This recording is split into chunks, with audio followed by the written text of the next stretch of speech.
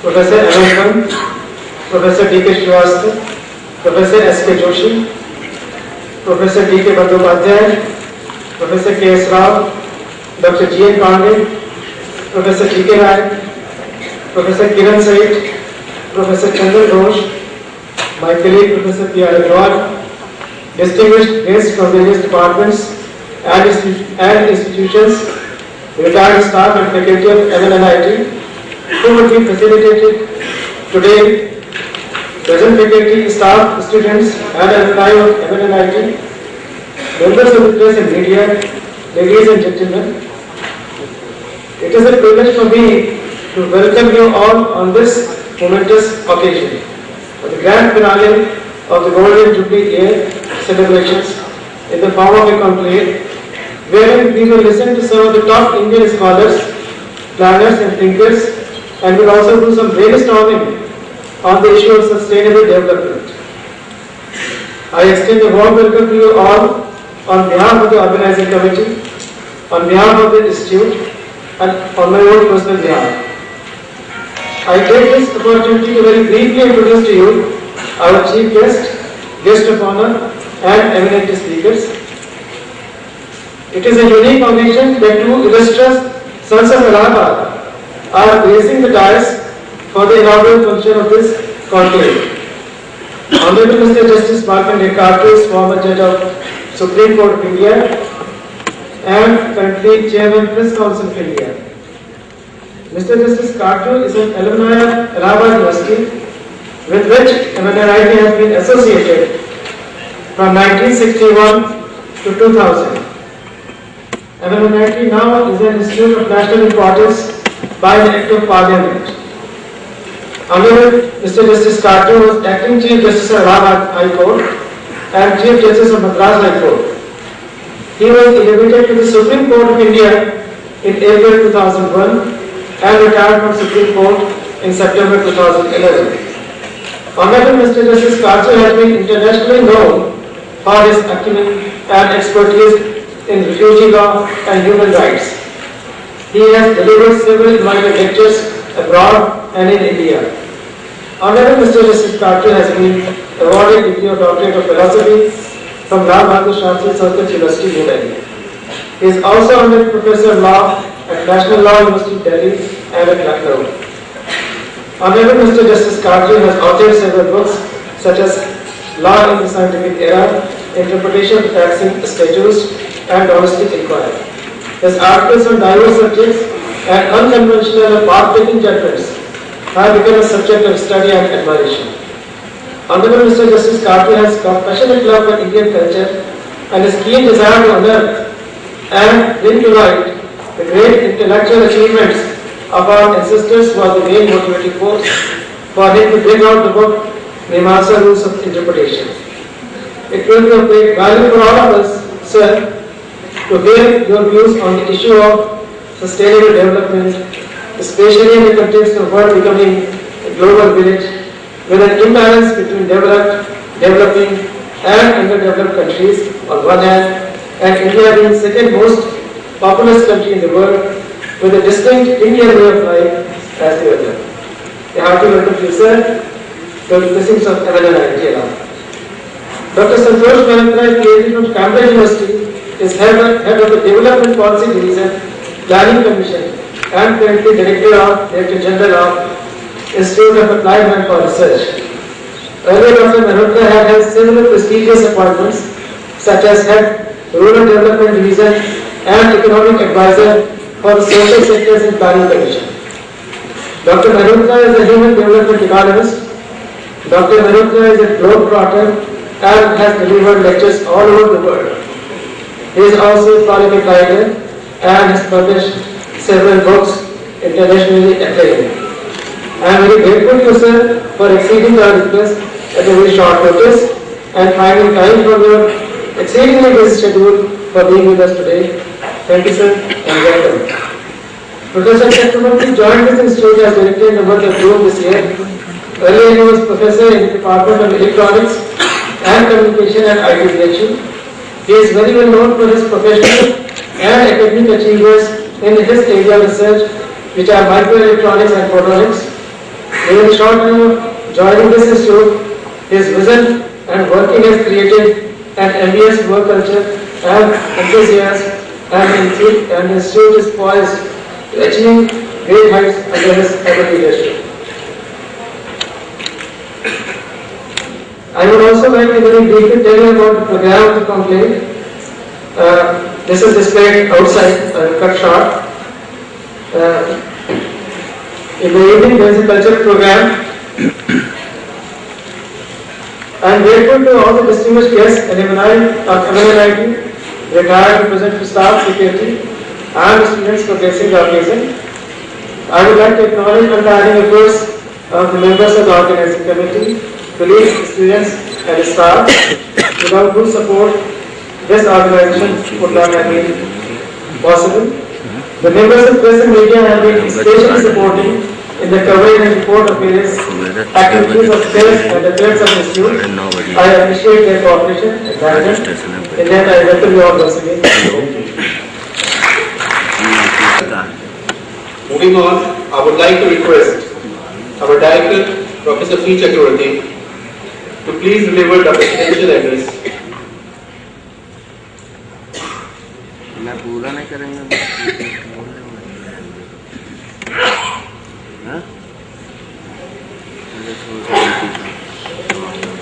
Our Chief Guest, Honorable Justice Markandeya Karji, Guest of Honor, Dr. Santosh Mehta, my esteemed colleagues, the distinguished speakers on the conclave, delegates, my students, media persons, ladies and gentlemen, on behalf of the Institute and also on behalf of this organizing committee of the conclave, I extend a warm welcome to all of you to this 2 days gathering. I welcome you to this great seat of learning, the Technological Institution, Motilal Nehru National Institute of Technology. I welcome you to this holy city of Allahabad, better known as Prague, situated at the confluence of three rivers, Ganga, Yamuna and Saraswati. Allahabad city has a rich heritage. City has been glorified by illustrious people and has been a center for political development in the pre-independence period. This institute, which has just completed 50 years of its existence, has been also glorified by number of people who have contributed to this institute in different ways. And that we have already started the celebration of Golden Jubilee in the year 2010, and I thought that it would be nice to have a gathering of the leading thinkers, technologists, educationists to a contemporary issue. So we had a lot of discussion and deliberations, after which we selected the topic that the most appropriate topic will be the technology for sustainable development. A topic which will be of general interest to all technologists. Sustainable technology, as you all know, this age of internet, you know that you click the mouse and you get all information about anything you wish. So it's not very difficult to find out for any person what this sustainable development means. From time immemorial, we have seen that people have always tried for improvement. We have civilizations, urbanizations, all with the objective of developing the quality of life of human beings. In this acceleration, the increase in rapid pace, then people started realizing that what are we doing? What will happen to this environment if we think of development in an unplanned way? So the main purpose, objective of sustainable development is to preserve the resources for the future. So look for technology which will give development or accelerate the development without compromising over the resources which will be available for the future generation. And that's the thing and that's the point which must be addressed by each individual. I will not give a long lecture on sustainable development because there are more experts and exponents who have come all the way to share their thoughts with the delegates. I would rather talk on this institute, how this institute has grown and why it is necessary to celebrate 50 years of its existence. You know, a man is born and then he grows up. And one day he completed 50 years and he celebrate the 50th birthday. But what the person has done throughout his life is very, very important. Because it is a natural process that every man will grow old and sometimes it will be 50, 60. What is the big deal about that? What is important for every individual is what you have achieved, what you have given back. Likewise, exactly, there are a lot of institutions which have been created at different points of time after independence and before independence also. So what is important is how this institute have performed. That is very, very important.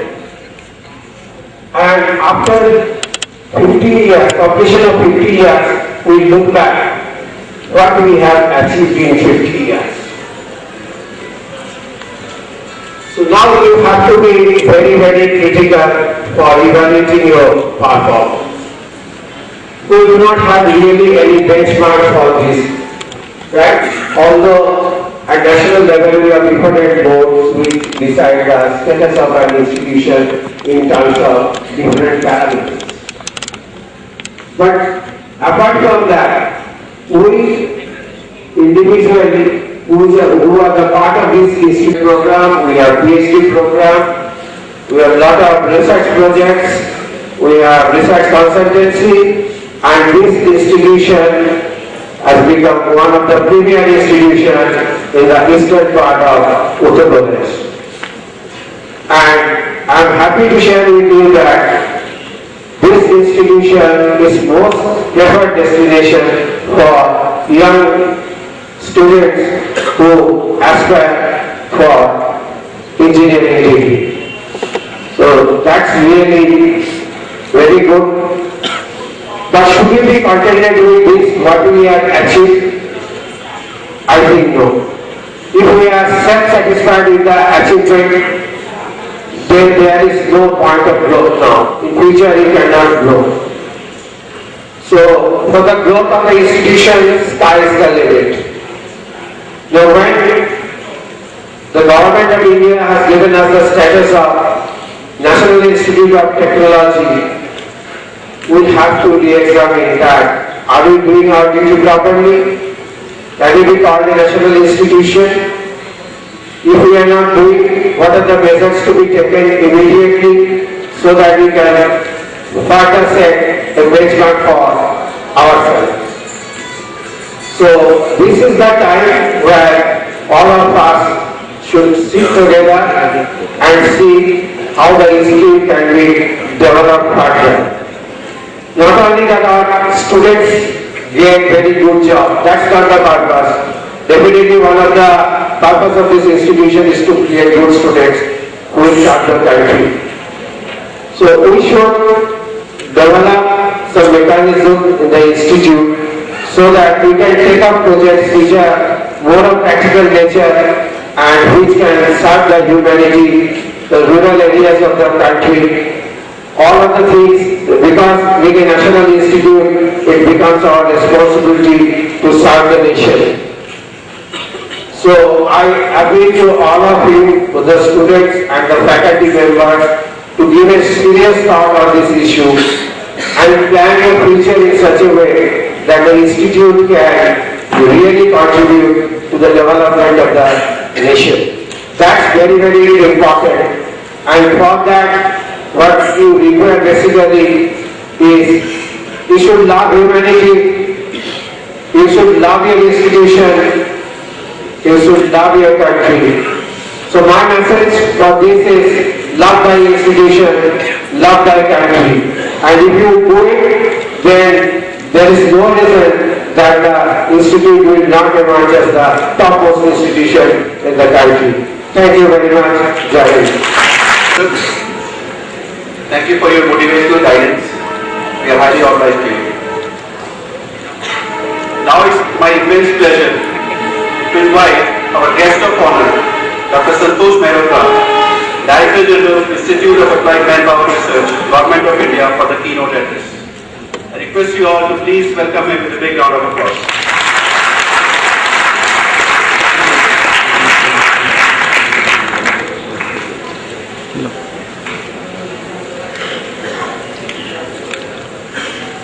Esteemed Mr. Justice Markandeya Katru, Professor Chakrabarti, Professor Srivastava, Professor Yush Agarwal, and my dear students, it's such a privilege to come back to Allahabad. This is really my hometown. I was not born here, I was born in Lucknow, where I studied in Boys High School in Government Intermediate College. I did my MA in Conclave from Allahabad University. And I have deep, deep connections. My whole family has deep connections with this city.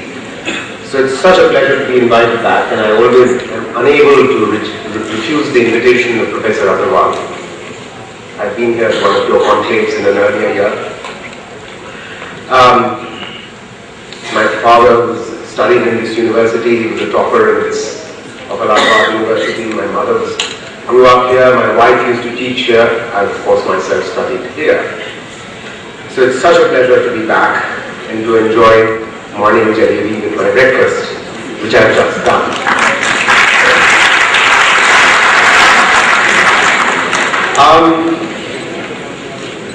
Let me say that I'm not an engineer. I'm an economist, and I am now a planner. I work for government.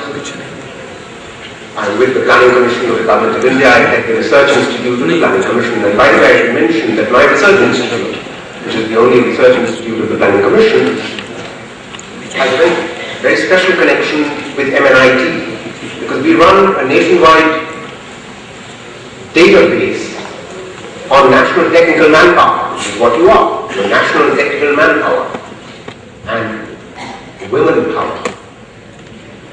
And Allahabad is one of the nodal centers for collecting information in the UP area in particular, for where students like you are going to go after you graduate from here. And also, what are the institutions or the establishments or the employers that are going to employ you, etc. All of this gets fed back to a database which we manage for the Ministry of Human Resource Development, which is intended to feed back into planning. So I'm very pleased that I accepted Mr. Abbas as the project officer of our project here. The project is called the National Technical Manpower Information System, and if I understand it correctly, its offices are actually just in this block, just outside this auditorium.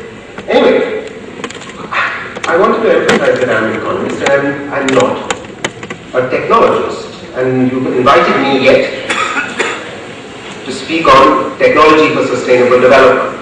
So inevitably I'm going to come at the subject as an economist would and as a planner would.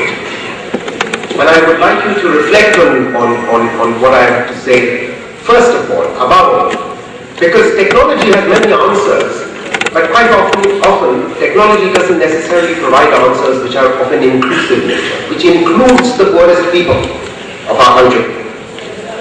Now, why do I begin by talking about the poorest people of our country? The reason is obvious. It is out there as you walk out of this hall.